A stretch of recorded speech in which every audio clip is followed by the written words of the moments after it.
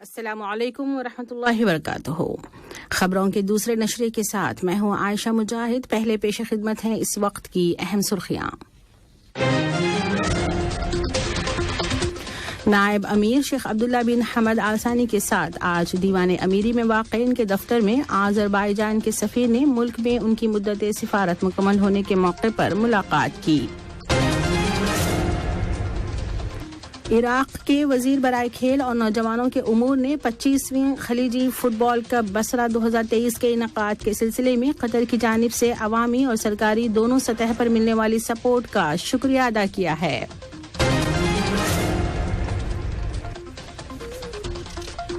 فلسطینی وزارت صحت کے انڈر سیکرٹری نے کہا ہے کہ اسرائیلی انتظامیہ مریضوں کی زندگیاں بچانے کے لیے ضروری طبی آلات اور مشینوں کو غزہ پٹی میں لانے کی اجازت نہیں دے رہی ہے، جس کی وجہ سے غزہ میں ہیلتھ سسٹم متاثر ہو رہا ہے۔ اور قطر انرجی نے شیورون فلپس کمپنی کے ساتھ پیٹروکیمیکل سیکٹر میں اب تک کے سب سے بڑے معاہدے پر دستخط کیے ہیں، جس کی مالیت $6 ارب تک پہنچتی ہے۔ یہ تھیں اہم خبروں کی سرخیاں، اور اب پیش خدمت ہے اردو ریڈیو FM 107 سے آج کا دوسرا مفصل نشریہ۔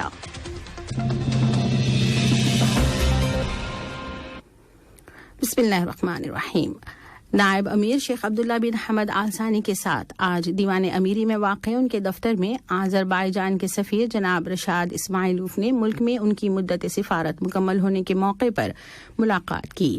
نائب امیر نے رخصت ہونے والے سفیر کو دونوں ملکوں کے باہمی تعلقات کو فروغ دینے میں ان کی خدمات کے اعتراف میں الوجبہ اعزاز سے نوازا اور مستقبل میں ان کو دی جانے والی ذمہ داریوں میں کامیابی اور دونوں ملکوں کے تعلقات میں مزید استحکام کے لیے نیک تمناؤں کا اظہار کیا۔ اس موقع پر سفیر اسماعیلوف نے قیام کے دوران ملنے والے تعاون پر صاحب سمو امیر شیخ تمیم بن حمد آل ثانی، نائب امیر اور تمام قطری حکام کا شکریہ ادا کیا۔ جمہوریہ ازبکستان کے قائم مقام وزیر خارجہ جناب بختیار سعیدوف کے ساتھ آج ازبکستان میں قطر کے سفیر جناب حسن بن حمزہ ہاشم نے ملاقات کی۔ ملاقات کے دوران دونوں ملکوں کے مابین قائم تعاون کے تعلقات کا جائزہ لیا گیا۔ عراق کے وزیر برائے کھیل اور نوجوانوں کے امور جناب احمد المبرقہ نے 25ویں خلیجی فٹ بال کپ بصرہ 2023 کے انعقاد کے سلسلے میں قطر کی جانب سے عوامی اور سرکاری دونوں سطح پر ملنے والی سپورٹ کا شکریہ ادا کیا ہے۔ قطر نیوز ایجنسی کے ساتھ خصوصی بات چیت میں انہوں نے کہا کہ ہم قطر کی قیادت اور عوام کا شکریہ ادا کرتے ہیں، جنہوں نے اس ٹورنامنٹ کے حوالے سے ہماری بڑی سپورٹ کی اور افتتاحی تقریب میں ہم نے قطر کی موجودگی کو محسوس کیا۔ اس موقع پر عراقی وزیر نے فیفا ورلڈ کپ قطر 2022 کے شاندار اور کامیاب انعقاد پر ریاست قطر کو مبارکباد پیش کی۔ انہوں نے کہا کہ یہ ایک لاجواب ٹورنامنٹ تھا جس نے پوری عرب قوم کا وقار بلند کیا۔ جناب المبرقہ نے مزید کہا کہ 25واں خلیجی کپ عراق کے لیے ایک اہم اور تاریخی ایونٹ ہے اور بصرہ شہر میں زندگی کی بحالی کا ایک اہم موقع ہے۔ عراقی وزیر نے گلف کپ کے میچز دیکھنے کے لیے آنے والے تمام شائقین کو خوش آمدید کہا اور خلیجی عوام کو دعوت دی کہ وہ ان مقابلوں سے لطف اندوز ہونے کے لیے بصرہ آئیں۔ انہوں نے کہا کہ ہماری باہیں تمام مہمانوں کے لیے کھلی ہیں۔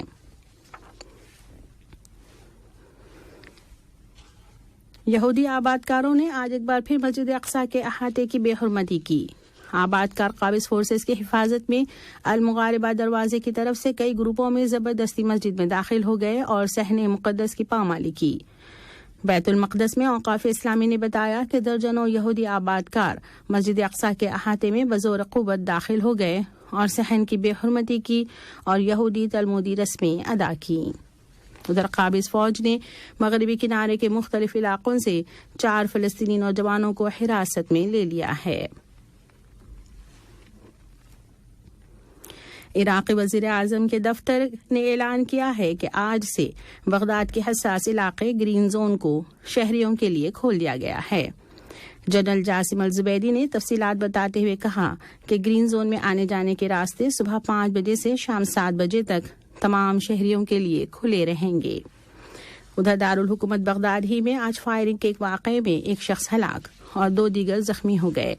ایک سیکورٹی ذریعے نے بتایا کہ بغداد کے مشرقی حصے میں واقع الرشاد چوراہے پر مسلح افراد نے ایک سول گاڑی کو نشانہ بنایا، جس کے نتیجے میں ایک شخص ہلاک اور 2 زخمی ہو گئے۔ دوسری جانب عراقی ملٹری انٹیلیجنس نے اعلان کیا ہے کہ اس نے ملک کے مختلف علاقوں سے 62 دھماکہ خیز مواد ضبط کیے ہیں۔ انٹیلیجنس ڈائریکٹوریٹ نے مزید کہا کہ خفیہ معلومات ملنے پر یہ کارروائیاں علمبار، کرکوک اور نینوا میں کی گئیں اور مختلف نوعیت کے دھماکہ خیز مواد کو ضبط کرنے کے بعد موقع پر ہی ناکارہ بنا دیا گیا۔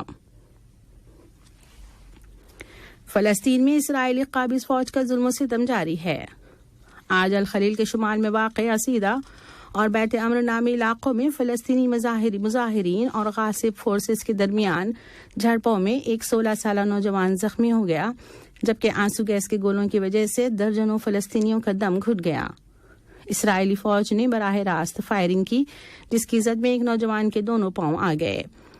مظاہرین شہید آہد خلیل کے جنازے کی واپسی کا مطالبہ کر رہے تھے، جن کو 2 سال سے اسرائیل نے قید کر رکھا تھا۔ واضح رہے کہ اسرائیلی قابض فورسز روزانہ ہی فلسطینی قصبوں اور دیہاتوں پر جارحیت کرتی ہیں اور جھڑپوں میں متعدد شہری شہید یا زخمی ہو جاتے ہیں۔ دوسری جانب اسرائیلی حکومت غزہ پٹی میں عرص حیات کو مزید تنگ کر رہی ہے اور ضروری طبی آلات اور مشینوں کو اسپتالوں تک نہیں پہنچنے دے رہی ہے۔ فلسطینی وزارت صحت کے انڈر سیکرٹری جناب بسام الحمادی نے بتایا کہ اسرائیلی انتظامیہ مریضوں کی زندگیاں بچانے کے لیے ضروری طبی آلات اور مشینوں کو لانے کی اجازت نہیں دے رہی ہے، جس کی وجہ سے غزہ میں ہیلتھ سسٹم متاثر ہو رہا ہے۔ انہوں نے کہا کہ متعدد مشینیں پرانی ہو چکی ہیں اور ان کو تبدیل کرنے کی یا کم از کم اسپیئر پارٹ کی ضرورت ہے، لیکن اسرائیلی حکومت اس کی اجازت نہیں دے رہی ہے۔ فرانس کے شہر مارسیلیا میں ترکی کے قونصل خانے پر بوتل بموں سے حملہ کیا گیا۔ ترکی کے قونصل جنرل جناب اردا اولوتوش نے ترک نیوز ایجنسی اناضول کو بتایا کہ قونصل خانے پر 6 افراد نے آتشین بوتلیں پھینکی اور موقع سے فرار ہو گئے۔ انہوں نے مزید کہا کہ قونصل خانے کا کوئی ملازم زخمی نہیں ہوا اور فرانسیسی پولیس نے موقع پر پہنچ کر تحقیقات کا آغاز کر دیا ہے۔ البتہ ابھی تک اس واردات کو انجام دینے والوں کی شناخت اور اس کے محرکات کا اندازہ نہیں ہو سکا ہے۔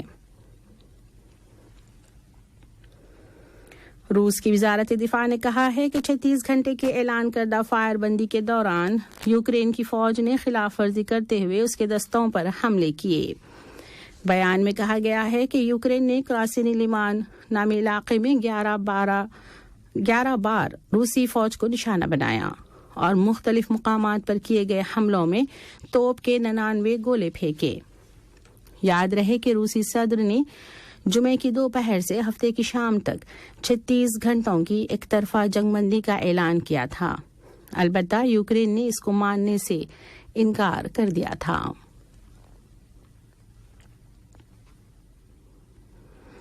آسٹریلیا میں خراب موسمی صورتحال اور سیلابوں کے بعد حکومت نے سینکڑوں افراد کو متاثرہ علاقوں سے نکال کر محفوظ مقامات پر منتقل کیا ہے۔ اطلاعات کے مطابق شمال مغربی قصبے ویٹرزوی کراسنگ سے 233 افراد کو بحفاظت نکال لیا گیا۔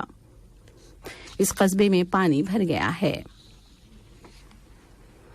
ادھر کوئنز لینڈ کی انتظامیہ نے شہریوں کو تیز آندھی اور طوفان کی آمد سے خبردار کیا ہے۔ اسی طرح نیو ساؤتھ ویلز کے شہریوں کو بھی خبردار کیا گیا ہے کہ دریائے ڈارلنگ ابھی اپنی اعلیٰ ترین سطح تک نہیں پہنچا ہے۔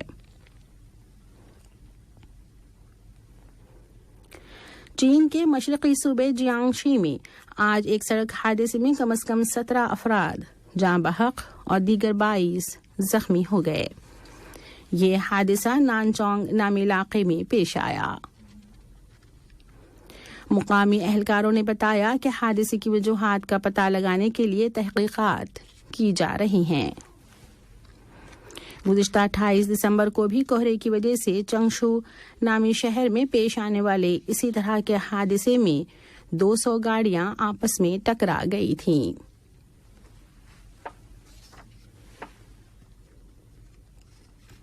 گامبیا کی حکومت نے اعلان کیا ہے کہ اس نے گزشتہ ماہ دسمبر کے دوران انقلاب کی ناکام کوشش کے پس منظر میں 8 فوجی اہلکاروں پر غداری کی فرد جرم عائد کر دی ہے۔ بیان کے مطابق ان میں سے 7 اہلکاروں کو گرفتار کر لیا گیا ہے اور 8ویں ملزم کی تلاش جاری ہے۔ یاد رہے کہ گامبیا کی حکومت نے 21 دسمبر 2022 کو اعلان کیا تھا کہ اس نے فوجی انقلاب کی ایک کوشش کو ناکام بنا دیا ہے اور اس وقت 2 سول شہریوں اور 1 فوجی اہلکار پر سازش کا الزام لگایا گیا تھا۔ اور اب کچھ خبریں تجارت کی دنیا سے۔ قطر انرجی نے پیٹرو کیمیکل سیکٹر میں اب تک کے سب سے بڑے معاہدے پر دستخط کیے ہیں۔ یہ معاہدہ شیرون فلپس کمپنی کے ساتھ کیا گیا ہے جس کی مالیت $6 ارب تک پہنچتی ہے اور اس کے تحت کمپنی راس لفان پیٹرو کیمیکل کمپلیکس تعمیر کرے گی۔ اس حوالے سے دوحہ میں ایک ایگریمنٹ سائننگ سیریمنی منعقد کی گئی جس کے دوران وزیر مملکت برائے امور توانائی اور قطر انرجی کے CEO انجینئر سعد شرید الکعبی اور شیورون کمپنی کے CEO نے معاہدے پر دستخط کیے۔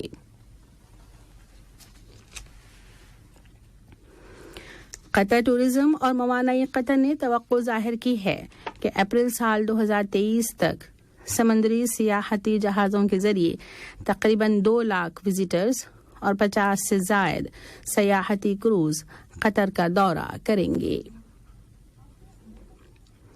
آج کا دوسرا نشریہ ختم ہونے سے قبل اہم خبروں کا خلاصہ ایک بار پھر پیش خدمت ہے۔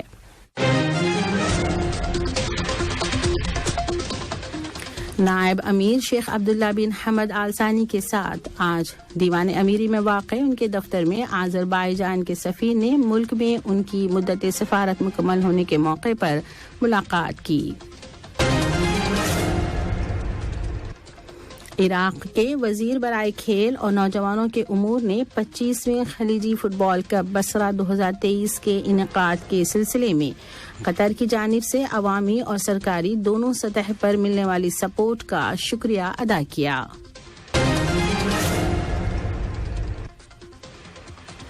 فلسطینی وزارت صحت کے انڈر سیکرٹری نے کہا ہے کہ اسرائیلی انتظامیہ مریضوں کی زندگیاں بچانے کے لیے ضروری طبی آلات اور مشینوں کو لانے کی اجازت نہیں دے رہی ہے جس کی وجہ سے غزہ میں ہیلتھ سسٹم متاثر ہو رہا ہے۔ اور قطر انرجی نے شیرون فلپس کمپنی کے ساتھ پیٹرو کیمیکل سیکٹر میں اب تک کے سب سے بڑے معاہدے پر دستخط کیے ہیں جس کی مالیت $6 ارب تک پہنچتی ہے۔ اسی کے ساتھ اردو ریڈیو قطر FM 107 سے آج کا دوسرا مفصل نشریہ اپنے اختتام کو پہنچا۔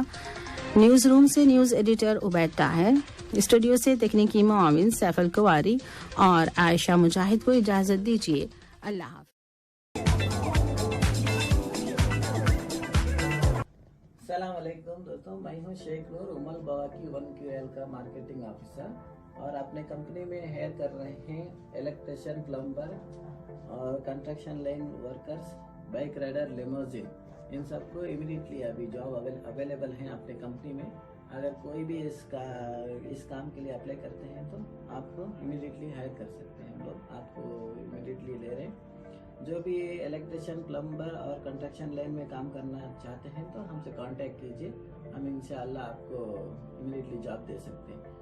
اور سارے ڈیٹیلز جو ہے نا اپنے یوٹیوب میں اور فیس بک سارے سوشل میڈیا پہ میں دے دوں گا اور وہاں سے کانٹیکٹ کر کے آپ ہم اپنے آفس میں آ سکتے ہیں۔ جس طرح سے ابھی انٹرویو چل رہے ہیں آپ دیکھ رہے ہیں اس ویڈیو میں، اسی طرح سے آپ کا انٹرویو لے کے جو بھی آپ کو کام آتا ہے وہ کام دیکھ کے ہم وہ کام آپ کو ارینج کر کے دیں گے۔